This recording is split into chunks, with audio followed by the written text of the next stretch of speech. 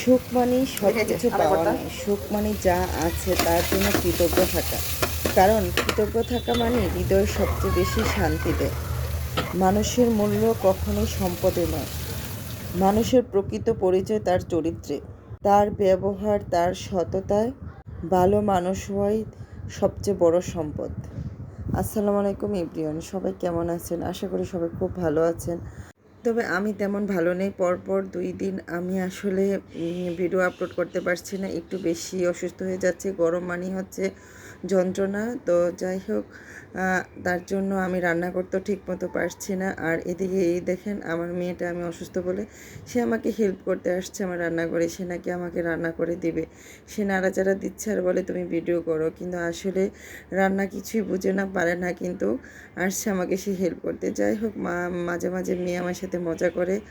তো আসলে শরীরটা ভীষণ খারাপ, বলতে হচ্ছে প্রচণ্ড মাথা ব্যথা। ওই যে মাইগ্রেনের ব্যথা, মানে মাসের মধ্যে কয়েকদিন আমাকে এই কষ্টটা ভোগ করতে হয় যখন মাথা ব্যথা শুরু হয়। একদম 6 দিনের আগে আমি একদম পারফেক্ট সুস্থ হই না। এটা আমি প্রতি মাসেই ভোগ করি। কী যে এক যন্ত্রণা, যাদের এই মাথা ব্যথা আছে তারাই বুঝবে। তার জন্য আমি আসলে ভিডিও এডিটিং করা, ভয়েস দেওয়া, আপলোড করা কিছুই পারছি না। তো ভাবলাম যে আজকে একটু চেষ্টা করি ভিডিও দেওয়ার। না হয় ওই যে পেজ 1 বছর কাজ না করাতে যে ক্ষতিটা হয়েছে ওইটা আবার মনের মধ্যে চলে আসে, যে আমি 1 বছর কাজ করিনি বলে আমার পেজটা যে ডাউন হয়েছে। আবার হয়তো কয়েকদিন কাজ না করলে এরকম হয়ে যাবে। ওই ভয়ের থেকে মনে হয় যে না, একটু হলেও ছোট রিল বা একটু ভিডিও দিয়ে অ্যাক্টিভ থাকার চেষ্টা করি।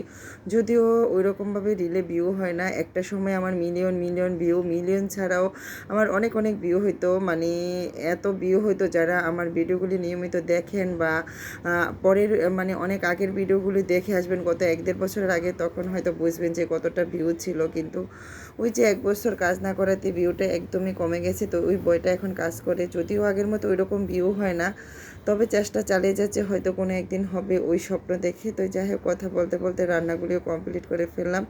যদিও রান্নার ওই রকমভাবে রেসিপি দেখায়নি, একদমই ভালো লাগছিল না, ঝটপট করে করে যা ছিল তাই রান্না করার চেষ্টা করছি। আর এদিকে কি ভয়েস ওভার দেবো, চারপাশে এত শব্দ। তো যাই হোক, কয়েকটা চিংড়ি মাছ ছিল, সেটাও আমি মাছের সাথে দিয়ে একটু বোনা করলাম। এই চিংড়ি মাছটা যদি আমার ছেলে দেখে যে আমি মাছের সাথে দিয়েছি, সে কোনোভাবেই এই তরকারিটা খাবে না। তো রান্নার পর এটা উঠিয়ে আলাদা করে নিতে হবে। তারপর রান্নার পর ব্যালকনিতে গেলাম, গিয়ে দেখি ছোট্ট একটা ড্রাগন পেকে আছে। যদিও ছোট হয় আমার গাছের, এটাই আমার আনন্দ, এটাই আমার শান্তি। তো যাই এটা পারার পরে আমি একটু ভিডিও ক্লিপ রাখলাম স্মৃতি হিসাবে রাখার জন্য। তো যাই হোক, আমার ছেলে বলে এটাও ভিডিও করতে হবে, যে আমি এটা আমার পেজে রেখে দিলাম। হয়তো কোনো একদিন দেখবো আর হাসবো, আর ভাববো যে আমার নিজের লাগানো গাছের মতো ড্রাগন ফল ধরেছে। এটাই যে আমার কত বড় শান্তি, সেটা আমি এত ভাষায় প্রকাশ করতে পারবো না।